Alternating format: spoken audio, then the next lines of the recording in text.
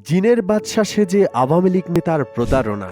জামালপুর সদর উপজেলার রশিদপুরে আওয়ামী লীগ নেতা ইউপি সদস্য আব্দুস সাত্তার ও তার স্ত্রী হাফেজা বেগমের কথিত জিনের বাদশা কার্যক্রমের প্রতারণায় নিঃস্ব হচ্ছেন বহু মানুষ।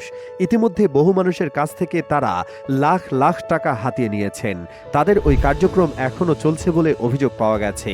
ভুক্তভোগীদের অভিযোগ, জিনের বাদশা হিসেবে পরিচিত হাফেজা বেগম দীর্ঘ ৫ বছরের অধিক সময় ধরে জামালপুর সদরের রশিদপুর ইউনিয়নের ভাটিপাড়া চৌরাস্তা মোড় এলাকায় নিজ বাড়িতে একটি কক্ষে বসে দূর দূরান্ত থেকে আসা বিভিন্ন রোগীদের চিকিৎসা দিয়ে আসছেন। ঝাড়ফুঁক, তাবিজ কবজ এবং অন্যান্য জিনিসপত্রের নামে বিভিন্ন জনের কাছ থেকে হাতিয়ে নিচ্ছেন লাখ লাখ টাকা। স্থানীয়দের অভিযোগে জানা গেছে, বিভিন্ন এলাকা থেকে আসা অসহায় মানুষদের বোকা বানিয়ে চিকিৎসার নামে অবৈধভাবে লাখ লাখ টাকা কামিয়ে যাচ্ছেন তারা।